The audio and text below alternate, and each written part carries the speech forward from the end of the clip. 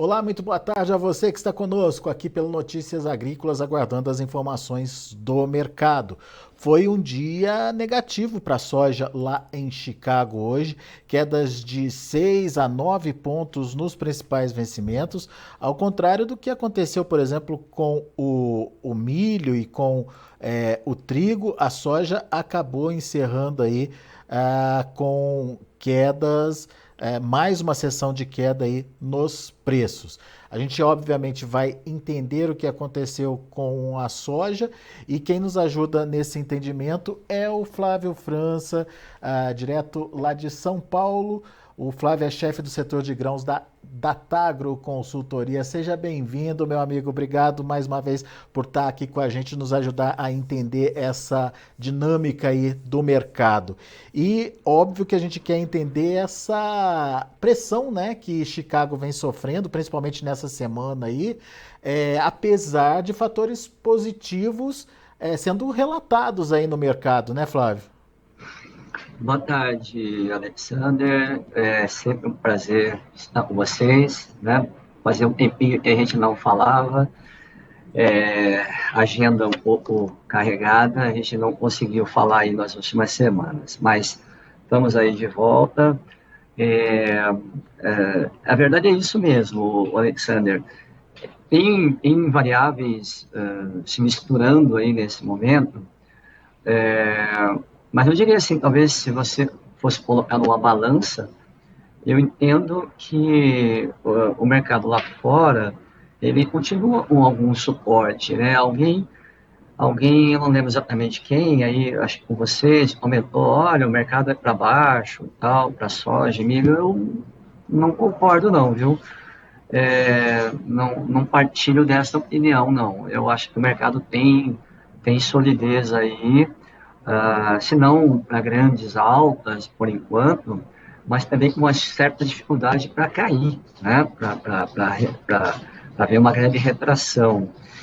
É, e eu entendo que esse suporte, ele passa, o Alexander, especialmente pelo trigo, tá? Pegando no conjunto da obra, o trigo foi o que mais foi prejudicado na safra de 2021 nos Estados Unidos. Então, o quadro de trigo é um quadro bem apertado, né? Um preço bem aquecido. Apesar de muita volatilidade, ainda está com preços acima de US$ 8 ou próximo de US$ 8 o bushel.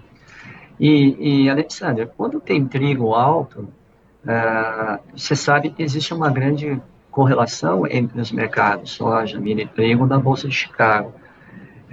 Quando você tem um mercado tão sólido como o trigo está, é difícil você ver uma queda mais brusca para soja e milho. E nos desses dois produtos, tanto soja como milho, também a situação não está muito folgada, né? Melhorou um pouquinho, as últimas revisões aí de safra nos Estados Unidos deram um pouquinho mais de folga nos estoques de soja e milho nos Estados Unidos, mas ainda assim é um quadro ajustado, né? É um quadro ajustado. Aí você bota nessa continha, então, né, somando o fator trigo, influenciando soja e milho, e os dois quadros de soja e milho relativamente ajustados, você soma aí as preocupações com a safra da América do Sul, tá? Com aí o tempo seco projetado para, na verdade, na região sul, vamos incluir uma parte do Paraguai e também na Argentina, né? Especialmente na Argentina. Então, novembro já não foi um mês grande coisa de chuvas, apesar de uns 2, 3 episódios de umidade, mas choveu abaixo da média. Mas, mal ou bem, o mês passou. O problema é que em dezembro, a chamada é de pouca chuva para essa região. Então, pode sim começar a derrubar, estão falando em redução de potencial, mas pode ter perdas um pouco mais destacadas se essas 2 semanas, aí, 3 semanas se confirmarem, né, de estiagem, com calor, aí nós vamos ter perdas. Já vi, inclusive, alguns comentários com possibilidades até de replantio no Rio Grande do Sul, né? Portanto, somando, né, essas variáveis todas, fica difícil, não está muito fácil o mercado cair, não, lá fora. Até pelo contrário, né? Até eu acho que está encontrando bem suporte. O que derrubou, eu entendo, o mercado hoje, especificamente, foi o óleo. O óleo foi o que mais caiu percentualmente e acho que deu uma esfriada. Né? O farelo também deu uma realizada, o farelo está se reacomodando, andou subindo muito, agora está se reacomodando. E o óleo também, né? O óleo também deu uma reacomodada e hoje com essa mais uma mais uma onda de rumores aí sobre possibilidade de redução no mandato de biodiesel nos Estados Unidos. Não há nada anunciado, nada confirmado, mas voltou o assunto. É um assunto recorrente, já tinha sido motivo de nervosismo lá no meio do ano, e voltou agora, né? Voltou à tona. E hoje, especialmente, eu acho que essa é a variável que, né, acho que a soja veio da baixa em cima dos subprodutos mesmo. Farelo, que caiu ontem, muito forte, e o óleo hoje, especificamente. Você acha que a expectativa para o relatório do USDA pode ter algum efeito ou teve algum efeito na queda de hoje também, Flávio? Também acho que um pouco sim, um pouco sim. Nada assim muito, também muito exacerbado, porque esse relatório é um relatório que só vai ajustar oferta e demanda, né? Esse relatório não traz levantamento de safra, da safra nova, de campo. Agora, safra só vai sair em janeiro, com um relatório de fechamento. Então, esse relatório é só de ajuste mesmo, de expectativa de demanda, exportação e processamento. Assim, não é nada muito forte, então não é um relatório dos mais nervosos, de maiores expectativas, mas sempre é USDA, e talvez a expectativa seja de algum ajustezinho para cima nos estoques de soja e milho, e aperto no trigo, ah, especialmente na soja. Então, acho que sim, a resposta é sim. O relatório, insisto, não é um relatório muito evidente, não tem assim expectativa de grandes números, porque não tem revisão de safra, mas mesmo assim, se confirmar um pouco mais de estoques nos Estados Unidos, da safra nova agora, é, poderia trazer um pouco de pressão, mas Não é bem, o, bem, bem residual, viu, Alexandre? não é um Residual. motivo, né, Flávio? É, Não tem um residual. peso para derrubar o mercado, né? Sozinho, né? Não me parece que não. A menos, claro, eu costumo sempre ficar sempre com os pés atrás, né, com o relatório USA, porque é sempre uma caixinha de surpresa aí, né? Às vezes pode ser olhando o regular, o racional e ver alguma surpresa. Então, salvo grandes surpresas de um lado ou do outro, eu tenho a impressão que esse relatório tem mais para neutralidade do que outra coisa. Mas, vamos lá, todas as atenções na quinta-feira, né? Flávio, se de fato se confirmar um possível ajuste dessa oferta por lá, da onde que viria esse ajuste? Tem a ver com China, demanda chinesa? A gente tem ouvido muito, né, se falar da China Uhum. dividindo as compras entre Brasil e Estados Unidos no momento que deveria estar concentrado lá na Isso, China, né? isso, Como é que isso você mesmo. vê essa questão? Não, é isso mesmo. O ponto-chave, os números de esmagamento nos Estados Unidos não assim, não tão é, nada assustadores, assim. Então, um número bem razoável de esmagamentos, estão ainda abaixo do potencial, mas ainda está no começo da temporada, então ainda pode ajeitar.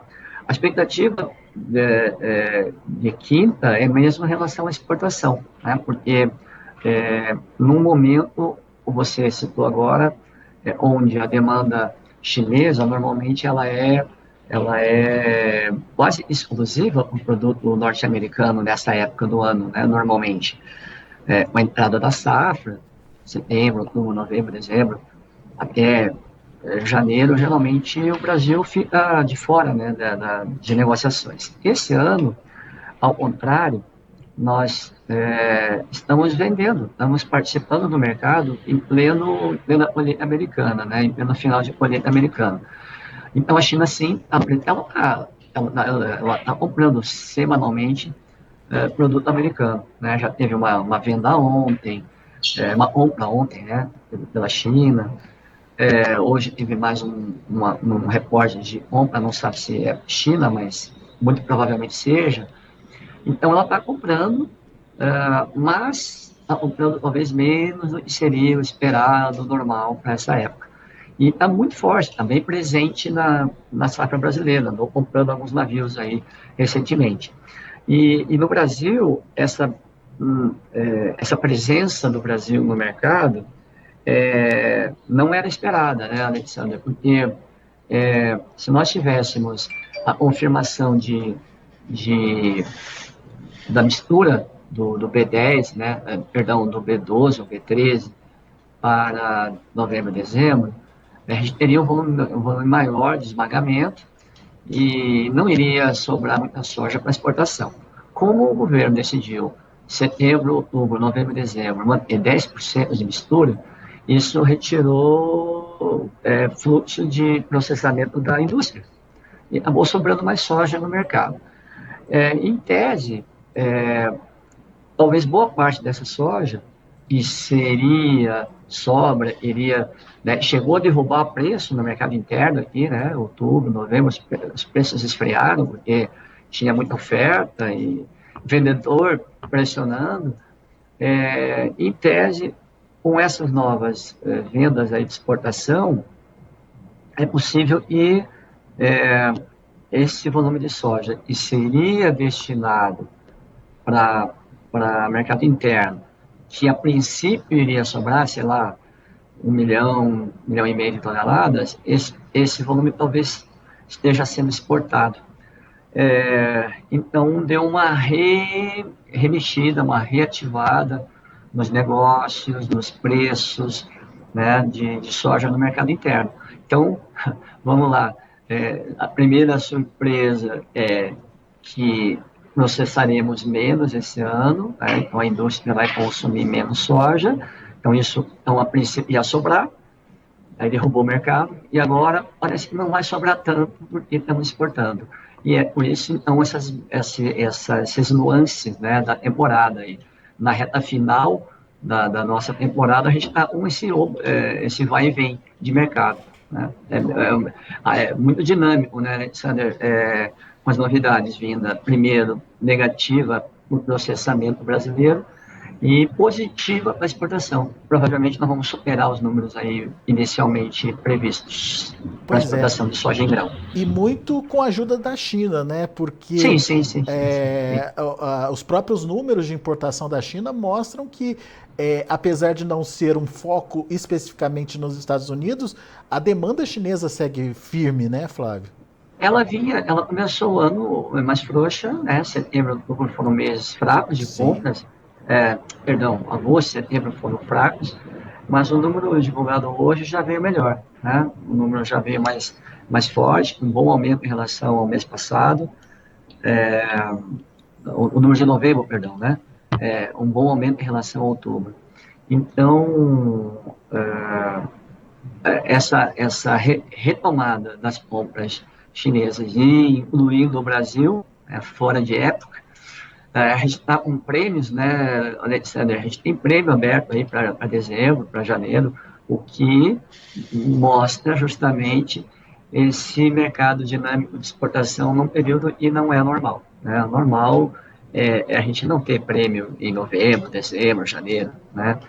E esse ano, detalhe, né, Alexander? Eu comentei agora há pouco que o plantio foi acelerado, foi bem rápido, e vai ter muita soja em janeiro, né, esse ano. Ao contrário do passado, que só foi entrar no final de fevereiro, nós vamos ter bastante soja entrando em janeiro. Consequentemente, nós vamos ter um mercado dinâmico já no início do ano. Né?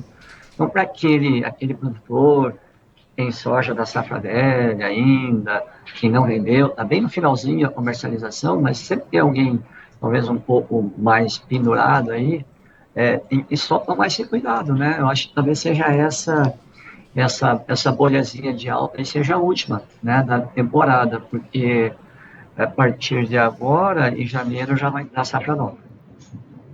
E o dólar está muito instável também, né? Não dá para contar sempre com o dólar, né, Flávio? O dólar, ele mantém, né, como você comentou, muita volatilidade. Não será diferente, né, no final do ano, nem o ano que vem. É, o mercado internacional, essa parte dessa elevação do câmbio para casa dos 5,60, até acima disso, parte importante dessa alta tem a ver com o nervosismo internacional, né? A questão daí da nova variante, da Covid, alguns lockdowns que estão sendo adotados na Europa, o aumento, né, o aumento bem forte, bem substancial do número de casos na Europa. Então, tudo isso deixou o mercado financeiro, o mercado internacional muito nervoso. Então, parte dessa alta, eu diria, talvez a parte mais importante é o aquecimento do dólar, no dólar lá fora, em relação a todas as moedas, inclusive em relação ao real. Então, a gente está no maior nível do ano, né? O dólar em relação às principais moedas está no maior nível do ano. Então, essa alta não deixa a nossa taxa de câmbio cair muito, né? Aqui internamente teve a semana aí alguns avanços e a questão lá dos precatórios está avançando, né, com um final feliz aí para as contas públicas, né, reacomodação, né, tem gente falando calote, teto de gasto, na verdade não é bem isso, né, pelo que eu entendo aqui, é realmente um ajuste, são contas que estouraram tudo num ano específico, então ninguém está recusando a pagar nada, mas só para evitar o desequilíbrio total das contas públicas, ele tem a medida, né? Vamos organizar, vamos alongar o prazo desses pagamentos, e boa parte deles serão pagos no ano que vem, mas justamente eu entendo que a PEC dá esse conforto, essa segurança, da gente conseguir reequilibrar, né? Reequilibrar para não furar o teto e equilibrar e trazer segurança para o mercado. Apesar de tudo isso, como eu disse, não tem muito alívio, né, Alexandre? Nós estamos aí com vamos entrar em 22 é um ano eleitoral, né, de eleição. Eu não tenho exemplo de nenhum ano eleitoral com dólar calmo, né, no Brasil. Verdade. Não existe, né? Acho que é muito improvável, né? Muito improvável, né? Não impossível, mas então certamente a gente vai ter bastante nervosismo e tensão. Se tivermos avanço de reformas e privatizações, tem muita coisa lá no Congresso e algumas coisas avançando, né? Se nós tivermos avanço nisso no começo do ano, ajuda a amenizar a questão do câmbio, né? E para o produtor é sempre um risco, né? Nós já estamos com um dólar alto, né? Nós estamos com um dólar 5,60, quase 5,70. Então, para ele ficar apostando em novas altas, ele teria que apostar num dólar ainda mais alto, né? O que aí já é um pouco mais complicadinho. A gente já está no patamar de nervosismo externo e interno, né, Alexandre? Por isso, e não tem muito alívio, não. Olhando 22, eu vejo um cenário de preços no mercado interno brasileiro ainda firme, ainda bastante sólido para soja e milho. Provavelmente, muito possivelmente abaixo dos patamares de 2021, mas ainda, historicamente, pensando em termos de média, ainda bem superiores, né, aos patamares que a gente viu, né, abaixo do patamar de 21, mas ainda superiores ao padrão médio. Você tem Chicago, soja e milho, e pelo menos na nossa visão, o cenário não é de queda, soja e milho ainda, para 22, prêmios mais ou menos no mesmo patamar de 21, talvez uma fraquezazinha na colheita, mas em média parecido com 2021, e o dólar que não estou imaginando que possa ter grandes quedas não num ano eleitoral. Tá? Portanto, a conta que você olha 22 é um pouco mais suave, de paridade, né, dos níveis desse ano, dos picos desse ano de 21, mas ainda bem acima da média e, na minha opinião, remunerador aos produtores de soja e milho. Muito bem. A questão dos insumos, Flávio, chega a ser uma preocupação? Não, sem dúvida. A gente tomou uma pancada aí na temporada, o custo de produção aumentou muito forte, tá? Em alguns casos aí 40%, 50% de aumento nos custos de produção. É, então isso é um problema porque o produtor ele vai ter um forte aumento no custo e vai ter preço médio abaixo de 21, né? Abaixo desse ano. Então a gente imagina que os resultados, a lucratividade do produtor, a relação receita-custo em 22 será inferior a 21, mas ainda não enxergo números vermelhos, tá? Positivo, né? Ainda não enxergo prejuízo. É claro, e depende de um bom resultado de produtividade, né? Se o produtor tiver problemas sérios de produtividade, aí realmente não tem saída. Mas eu entendo que na média pode ter algum produtor que tiver uma estrutura um pouco mais complicada, tudo bem, ele possa ter um resultado ruim, mas eu acho que na média ainda vai dar resultado positivo, bem inferior aos excepcionais resultados da temporada 21. Boa, Flávio. Meu caro, muito bom conversar contigo. Obrigado pela participação mais uma vez conosco aqui no Notícias Agrícolas. Volte sempre, Flávio. Imagina, um grande prazer estar com vocês, estamos aqui à disposição. Um abraço a todos. Valeu, abraço para você.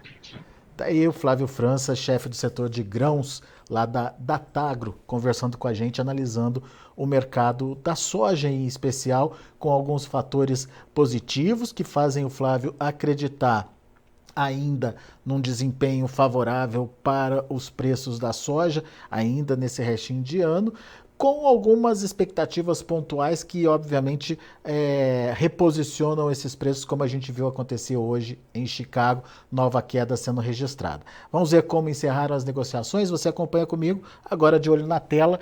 Janeiro para a soja fechou a 12 dólares e 50 centes por bushel, caiu aí 11 pontos mais 25. Para março, 12 dólares e 58 centes por bushel, queda de 8 pontos mais 25, a mesma queda para maio que fechou a 12,65 e julho também perdeu 8 pontos mais 25, fechou a 12 dólares e 72 centes por bushel. Vamos ver o milho.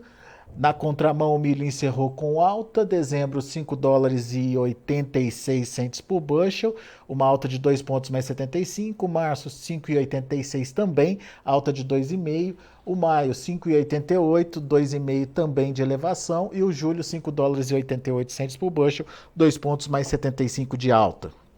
E para finalizar, temos também o trigo, que, ao contrário da soja, encerrou de forma positiva. Dezembro, 7,99, 2,25 de alta.